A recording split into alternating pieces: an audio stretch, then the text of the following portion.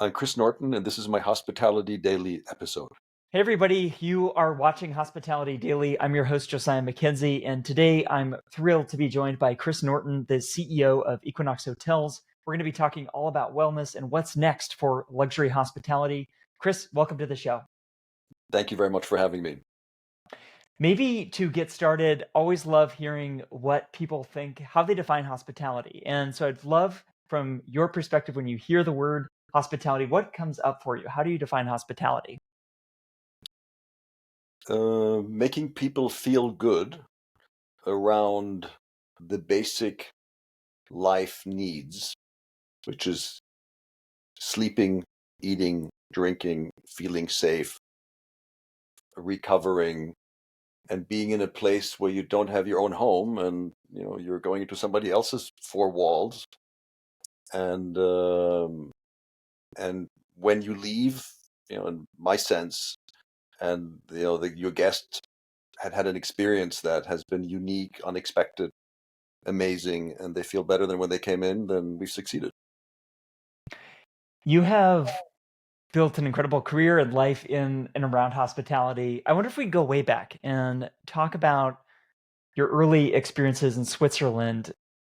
Is anything that you saw, observed, participated in early in your life shaped how you view hospitality today?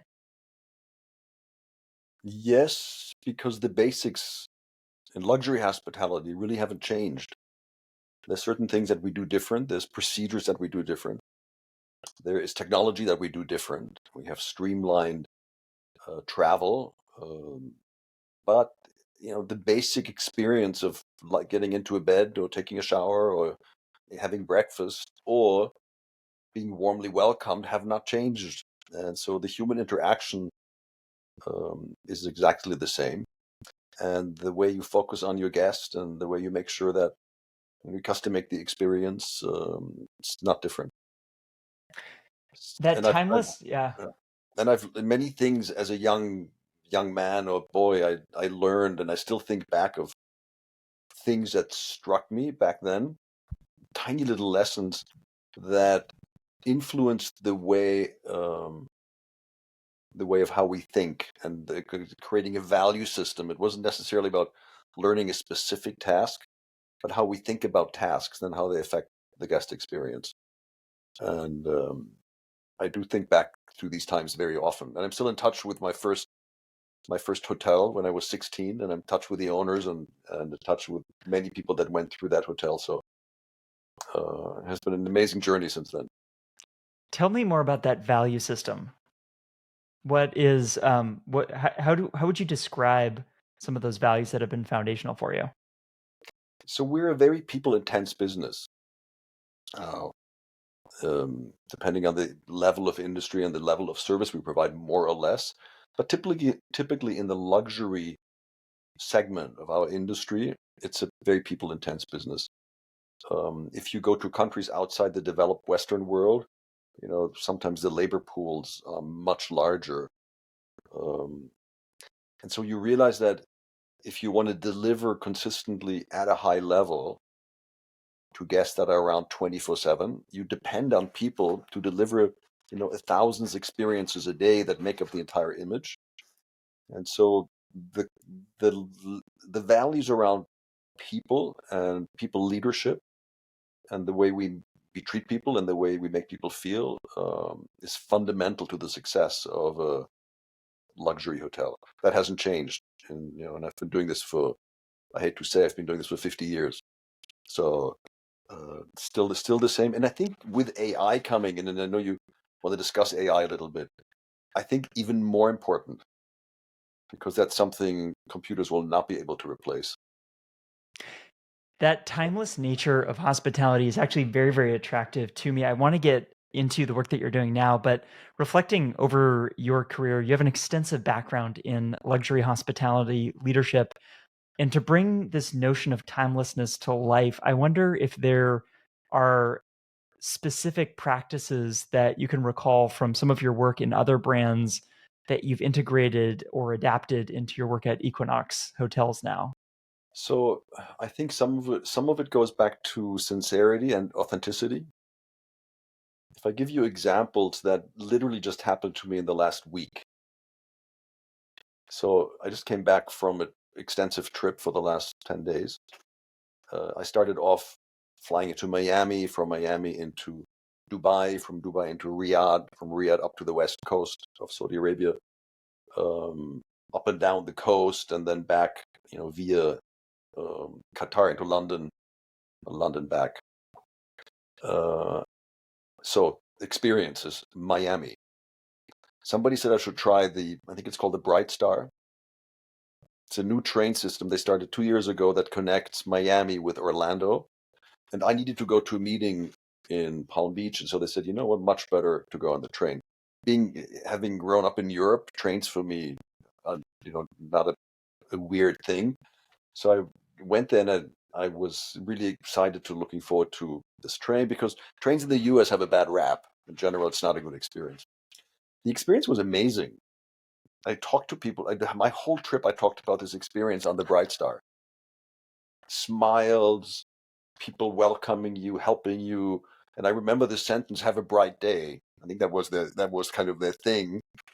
So we're not talking about an uber luxury experience, but it was incredibly clean, it was well maintained, and it was incredibly friendly. I felt amazing. Okay. This is a train experience for an hour and 20 minutes, I think it took. I then flew via Dubai and stayed in a luxury hotel. It was great. And a hotel I built, so I know everybody there. And so they were very welcoming. So expected. But I ended up in a camp. I think you call it a camp. It was 15,000 construction workers building one of the big sites.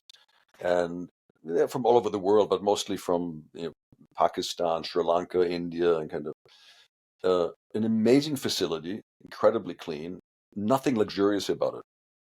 But a Filipino manager greeted us when we came in, the design director and myself. We're going to stay there for a few days. They assigned rooms that couldn't have been more basic. You know, a light, a shower, a door, a window, a lock, and a bed with a blanket on it. It was like Boy Scout camp. It was so well run. It was so incredibly welcoming the way they did it. There was nothing luxurious about it, but it was an amazing experience from a human interaction perspective. It blew me away, and I've been talking about that to everybody, since I've been traveling. And then on the way back, I have a daughter who works in London, and with a hotel group, and so I always, get a very courteous rate when I stay there, and it's a very luxurious hotel that my parents used to stay in. So this is old school European palace world, and it doesn't really get more luxurious than that. And the sense of welcome back, making me feel totally at ease, knowing my preferences, not sending me stuff I didn't need, but sending me stuff that I actually wanted, surprising me with certain things, delighting with certain things, little touches, was world class. And so within this 1 week, I had, from a train experience in Florida to a construction camp in the Middle East to a London uber luxury hotel. And it's the humanity that tied it all together. In each one of them, it's the people that were there that made me feel special, that made the experience spectacular. So I think that's the element that sews it all together. And that hasn't changed in 50 years. It was the same thing, when my parents traveled, or I traveled, or our grandparents traveled. So I appreciate you walking through that because for someone who has led incredible array of hospitality uh, uh, companies, what stands out to you is interesting, right? Because you've kind of seen it all, right? And so these are the things that, for the most sophisticated travelers, are an opportunity to differentiate and stand out and be remarkable. There is another thing that you've said before, that, great luxury isn't wasteful. You touched on this in kind of a few elements of what you said. It wasn't necessarily luxurious environments. It seems that great hospitality maybe as well isn't wasteful. Of course, there's implications for sustainability, but I think there's also implications for efficiency as well. I wonder, it seems from kind of what you've shared elsewhere, some of your growing up in Switzerland has shaped how you think about eliminating waste in the way that you run a business. Can you speak a little bit to that, some of those early experiences and how that shapes your thinking on that? I think great luxury is thoughtful. great luxury is rare. So you do things that are very rare and that are masterfully crafted and crafted like in the old sense, craftsmanship and actually producing goods, which also I think something that's going to come back with AI being more prevalent. But the whole sense of crafting an experience that is thoughtful and relevant is more important than adding another layer of gold plating. Where Switzerland shaped it is the Swiss community at its base is a farming community. It's a 750-year-old democracy. It is, I think it's the wealthiest or one of the wealthiest countries in the world today. It is not a show-off environment. They define luxury by rarity, and rarity today has become resources, clean water, clear air, safety. And so I think as we design luxury hotel experiences, there are certain things that especially appeal to a newer generation who is much more aware of that value system. I think the Swiss were just seemed like 50 years ahead of everybody in realizing it and implementing it and spending a lot of resources in making sure that as they design product, infrastructure, building new hotels, that they were very conscious of environment, sustainability, resources well spent, and things function correctly. And so as we go in and design our experience, that is a huge part of the DNA. So, great hospitality is rare, it's crafted, it's thoughtful, it's relevant. Equinox Hotels operates from a very strong point of view. Are there anything is it does anything else come to mind in terms of how you would describe that point of view that Equinox operates from? And I think we've always said we're not for everybody. But with this strong point of view that some people will love it and some people will love it less, and we're okay with that. But we put a great emphasis on the content of yourself as a person. So the emphasis on high performance living and you being the best version of yourself, whatever you define that as, and then you feel like your health, your body, your well being. And when I talk about health, I talk about physical health, and mental health. How do we make sure that we provide an environment that allows you to accelerate in this idea that you want to be a high performance person in every sense of the way? And that includes high performance sleep. That doesn't mean just you're on the go all the time, but it means whatever you do, you want it to be the best, and you want it to resonate with your values that are around. It's a kind of a go-getter attitude. I think Equinox has this a go-getter DNA and its high performance, and the brand is built around a lot of those values. The brand has 30 years of experience in fitness and wellness, but what I'm hearing from you is what is underneath all of that is unlocking performance, right? Helping people be their best selves. And I think that's where taking the brand DNA and what's special about Equinox and translating it to the world of hospitality. It seems that with hotel properties, you're able to provide an enabling environment for your guests that is consistent with the brand that's been built over 30 years, but have new expressions of it. If you think about that and you think about designing, if you talk about people who are designing a hotel room or designing a hotel or a club, you think about color of the cushions, layout, how it lighting, but you never think about the time that we spend to make sure that what goes inside the walls, what goes inside the mattresses, how we design the functionality of the air conditioning system so you don't have noise disruptions at night. These are all design elements that are kind of you can't see, smell, or hear, but they will have an impact on how you feel when you wake up in the morning. And so those are elements that are all part of the brand identity and idea. And we spend an enormous amount of time thinking that through, where I think a lot of other brands brush over it. They want to get a deck out, they want to have a new brand coming, and they spend a few months in the room sitting and writing a deck, and then they kind of try to execute on it. We spend 2+ years literally going through every single detail on how it all works together and how this whole idea of Equinox as a lifestyle brand. Not Equinox as a gym and a hotel together in a building, but Equinox as a holistic lifestyle brand that pulls it all together and integrates it in a way that nobody else does. So, taking sleep as just one element of this, but an integral element, I wonder if we could talk about a package that you've actually put together called the Art and Science of Sleep. So, how you're thinking about this is woven throughout the entire guest experience, but you actually go further than that. There's actually a dedicated package focused on this. I wonder if you could tell our listeners what this involves, and then I'd love to walk through the process of how you thought about developing this, just so that people can hear how much detail goes into providing this. So I would rather, I mean, I'd rather touch on all the things that, make good sleep happen. Mhm. Uh, I think some of it came out of the pandemic, where people would travel and get out of their homes and, staycations, regional travel, where people just needed to rest in an environment where they felt that they would wake up and feel better than anywhere else, and go into an environment that wasn't just pretty and different, but an environment that literally, and when I say scientifically, literally scientifically, us working with sleep scientists to design this room, not just interior designers to make the room look nice. And so the sleep package tipped its hat to the overall integration of elements that include exercise and the club, include what you eat, not only in the restaurant, but how we deliver room service to you, what you find in the private bars, which have about double the amount of items stocked in there than you would find in a regular luxury hotel, like a Peninsula, Four Seasons, or Mandarin.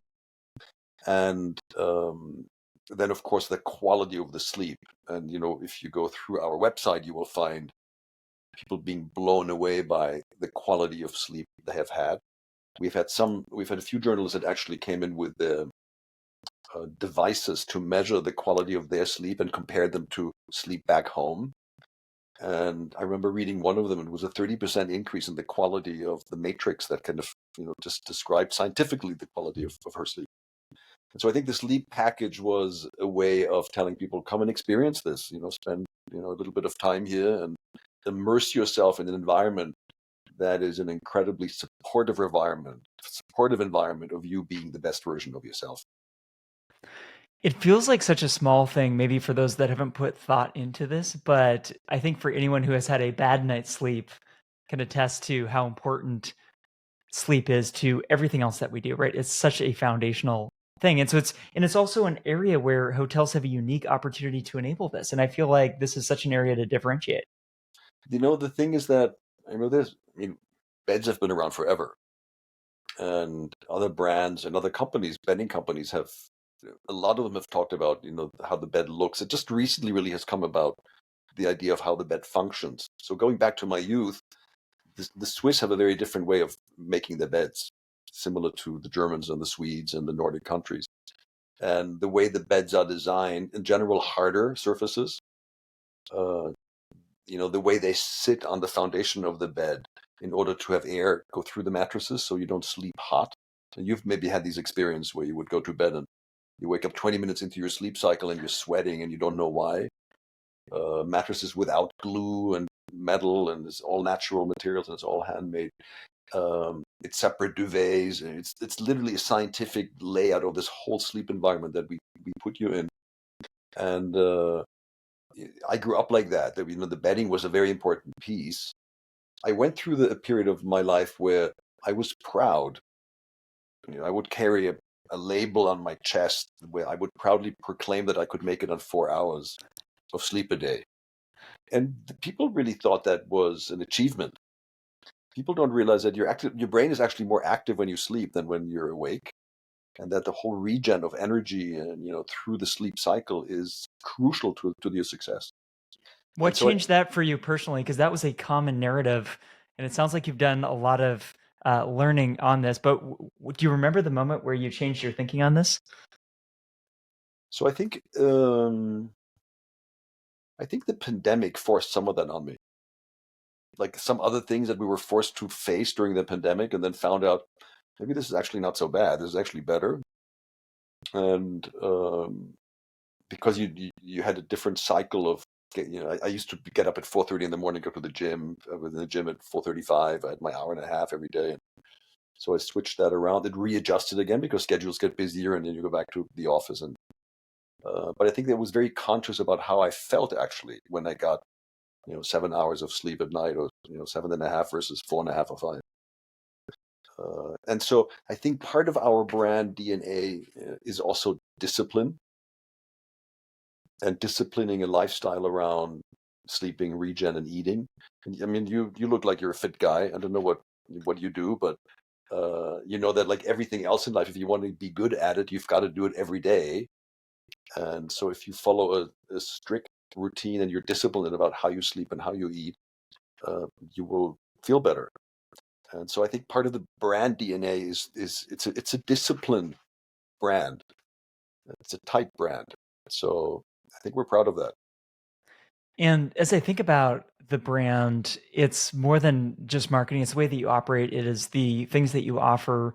Of course, so many people love your clubs around the world, and in I think I'm just thinking about kind of the guest experience for a moment, and I'm also thinking about the history of lifestyle hospitality. I think for a long time, people from Bill Kimpton to Ian Traeger used restaurants as a way to mix locals and visitors together.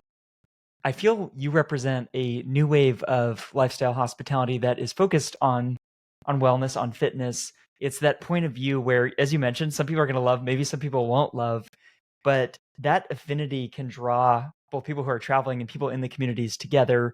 I wonder if you could speak a little bit more to the power of using your clubs as a connector between guests and Mhm. locals. So think of our four pillars that are brand pillars. So it's movement, nutrition, regen, and community. When you travel in the luxury sphere of hotels, a lot of the traditional luxury hotels focus on hospitality through rooms and the guest and the room experience. As you mentioned, the lifestyle hotels started vibing it up a bit by bringing bars, rooftops, and kind of more of a crowd into the space. Um, we do that too. We have a very vibrant restaurant bar scene here at Equinox, New York. And from fireplace to water features to open terraces, it's there. But if you think about 5,500 members in one club in New York, it's 60,000 square feet as an integrated experience with your hotel. When you go in that club and work out, it's not two guys on a treadmill, under bad lighting in the basement. We have 1,500 people in and out of the doors on a daily basis that spend on an average 2.5 hours in the club. Trust me, that's a local community. And clubs, by definition, cater to local communities. Hotels, by definition, do not cater to local communities. And so when you travel, I'm sure you have seen that with yourself, when you go in and you see a concierge or a front desk clerk after you arrive in a hotel and say, what is a good local restaurant that I could go to? Because you want to hang out with the locals. When you go to our club, you hang out with the locals, trust me. And by definition, it's a vibrant community that shares values with you because that's what people love when they come here. A lot of our guests are not members, but they subscribe to the lifestyle. The amount of people in our hotel that go and actually frequent the club is probably 3.5 times more than in other luxury hotels. Okay, so there's a definite lifestyle choice here that resonates deeply with our guests. What's funny, earlier you mentioned discipline is being a key part of kind of this life, but it's not all serious. I think you've spoken many times before about having fun in the process, and I think as somebody who member guest experienced many different elements of the Equinox brand, I think there's a lot of just fun in the mix as well. And I think you mentioned before on somewhere else around kind of this notion of eating and drinking is a lot to do with the social interaction and the fun isn't so it feels like fun is key. I guess my question for you is, how do you think about having fun in hospitality, and how does that manifest in the brand now? So, first of all, for me personally, humor is an incredibly important part in life, and maybe it's a coping mechanism for a lot of people. But I think you can call it humor, joy, fun, enjoy, whatever you want to use as a word, uh, not to be confused with, happiness, which is a whole different subject, maybe a deeper subject. But I think having fun and being able to laugh as you go along is crucial to be successful, in my world. I have always said to my teams, take your work seriously, don't take yourself seriously. And I'm sure you have run into people that don't take their work seriously, but they take themselves very seriously. That is not who we are. So then if you create this environment where people can laugh, at each other, at themselves, and be joyful, that it relaxes people. And I always find if I get people to relax through that, they work harder. They're more committed. They want to be part of this. We encourage people to find, and I think all of my team, they're all into fitness in some way, whatever the fitness piece is. They're all very much involved, and we always encourage them to keep that schedule alive and keep going. And you know, if you go at 11:30 in the morning, if you have a hole in the schedule and you go and work out for an hour and a half, and you work longer in the evening, I'm totally okay with that. But it creates kind of this passionate, high energy environment where people all feel like they're here, with a similar goal in mind, and they subscribe to the lifestyle. They live the lifestyle in many ways. And so I think you'll find a level of joy and passion in our teams that is very alive. You've described many elements of what go into this. I guess before we move on, is there anything else that comes to mind in terms of how you're fostering community and belonging among both your guests and your members?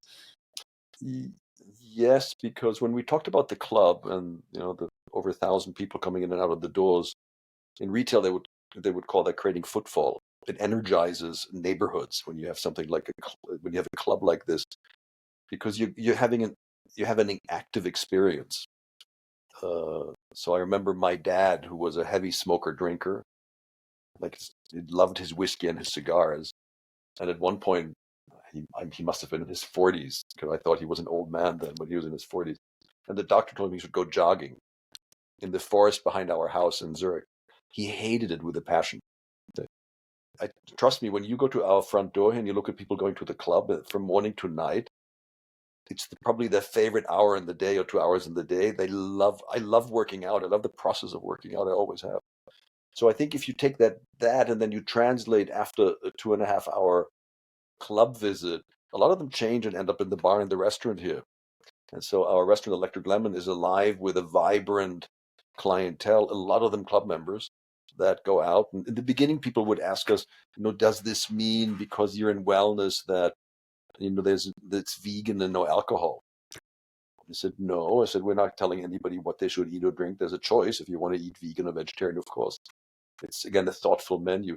But trust me, the bar scene is vibrant and it's alive. And I think there's a happy on-off, high-low that people do enjoy as they experience Equinox as a lifestyle brand. And I think that's kind of the key for us as we move forward. Where do you see opportunities for growth? I think if you think about Equinox as a lifestyle brand, it feels like it could unlock so much. Everywhere. And we have conversations around the world. We opened our first hotel here. We have signed a whole bunch of deals this year. We're talking about a whole bunch of other opportunities. If you think about New York, if you have seen the hotel here, I don't know if you've been in it and experienced it. This is kind of our urban North American model as far as size and club size, but then you think, okay, what about a resort, Equinox Resort? So I was having lunch with my son today, who was an avid cyclist, like insane cycling. And we're talking about my visit to Amala and that part of Saudi Arabia, and you look back at uh, you look at the landscape, and now I'm talking about the part of the country which is across from Egypt, and it's desert, mountains on one side. It's some of the most beautiful ocean, and I've opened hotels in the Maldives. This is as beautiful, crystal clear waters, and we're growing corals, and we have turtle farms growing young turtles that'll go in. And I mean, it's untouched nature, and it's probably, I can imagine the California coast looking like that 400 years ago. It's beautiful. And so you go back into these mountains, trekking, hiking with qualified instructors and people that come out of wellness fitness. So the experiences are going to be spectacular.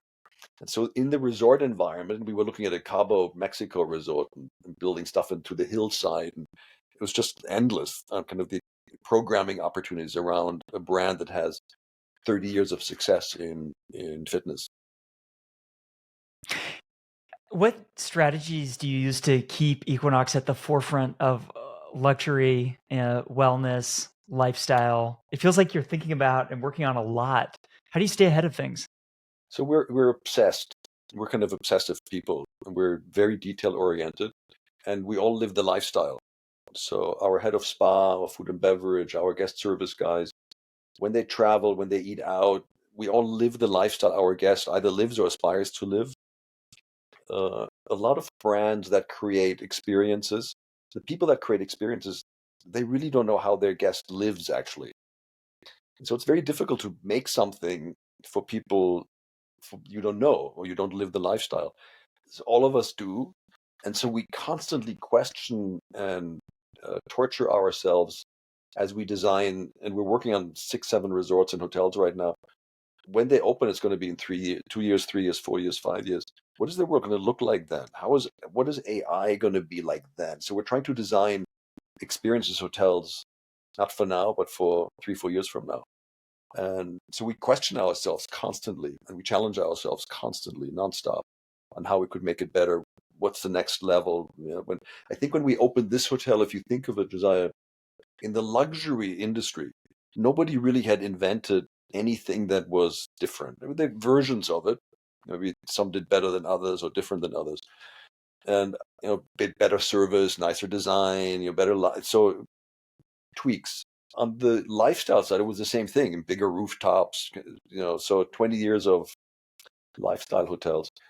So I think we came up with something that is truly a lifestyle luxury experience that was different. And this mix of wellness and how we brought it into hospitality and our ability to deliver, and that's the key. How can you deliver at a very high level on a daily basis? Because we're in theater. We're in the theater business, if you think of it. And how can you have your employees wanting to engage with the guest in a way that is special and memorable? So, and we do that, and the team that we have is world class at that. And I think I'd stand up next to anybody in the world with our service delivery. I don't know if you've seen a few months ago now we were voted 50 best hotels in the world. And if you look at the list of the others, they're all established, old luxury brands that kind of, and here we are, a 2-year-old brand in Hudson Yards. And I think it's because innovation, innovativeness, cutting edge, and consistent service delivery to our guests that has been spectacular. And those elements are timeless. You've described yourself as very pro AI, so it's clear you're not afraid of technology, but you're thinking about kind of what is fundamentally human. And it feels like that's the path forward is balancing these two things that almost could be in tension. So I believe that as AI progresses, and it will, I mean, it's already here. Um, we will all find ways, and every day I work with AI. I consciously try to work with AI. Um, we will bring in somebody in a few weeks that'll meet with the entire core team, mixed disciplines, sales, marketing, design, architecture, operations, guest experience, and bringing in an AI geek who spent the last 10 years of his life building, designing, selling AI companies. And he's going to challenge all of us on, do we spend enough of our time getting better at using AI and how can it impact our various fields? So I'm a big believer in that because what it will do, it'll free up our time for interaction, pleasantries, or fixing problems. When you as a guest stay somewhere, there's something goes off, you want a human to like jump on it and fix it for you. And so I think we do that already, and I think we'll do more of that. So yeah, I'm a big fan. I love it. One other thing, you've mentioned your children a few times in this conversation, and I am always fascinated by people who work in hospitality. If there's anything they see, learn, observe in the business of hospitality that affects how they show up with their families, their neighbors, their friends, does anything come to mind for you in that way of has working in the business of hospitality maybe made you a more hospitable person? Do you feel? Um, So I think treating other people, and it doesn't matter who they are, in a respectful manner is key. It's not always the easiest because sometimes by pushing things and you're under time limits or budget limits, you've got to be aggressive. I get that. Um, I'll give you an example. I had a visit yesterday from a young lady who's just turning 40. She owns her own construction company today, and she specializes in stone and marble in the restaurant, hotel, and private residence industry in California. Okay. I hired her when she was 23, 22. She had come out of Cornell, and she was working in one of our resorts in Hawaii, and then came back to California. And so she was visiting New York with her husband, and they were seeing some clients and doing all of that. And she wanted to come by, and so like, I've known her for 40 years now. And she said, you changed my life. And I said, well, how did I change your life? She said, well, first thing when I got to the hotel and housekeeping, and you promoted me to become a hotel ambassador, you took me shopping, and you said, this is what I want you to wear and look like. Okay, so in today's world, you're always thinking, well, it's how do you tell people what they should wear and dress? But that was part of the culture of that hotel in Paris. You, it's just like a stage set, so you'd have to wear the costume. Okay, so I did that. But then she said, the one thing I'd never forget, if I was in the lobby, you would come and you would stand next to me, and you would take me just like very gently by the elbow, and you would say, look up in that corner. Do you see that? Or look over there, that guest. Did you see the interaction? And she said, the way it was like a 3-second interaction. This is 20 years ago. And maybe you have moments like that. I have moments like that where teachers, came along and told me on how to think and how to look at life and how to look at situations. They seem tiny at the moment, but I think it's that amount of care, genuine care, that we can show people that we work with that can have an impact on their life. So for her to say I've changed her life in a positive way was, I mean, not you couldn't really get a greater compliment as a leader. And it might seem very insignificant, but I think these tiny gestures that we can do every day and touch on people around us and help them grow and become better versions of themselves is something we shouldn't forget. That's a great story, Chris. I appreciate you sharing that.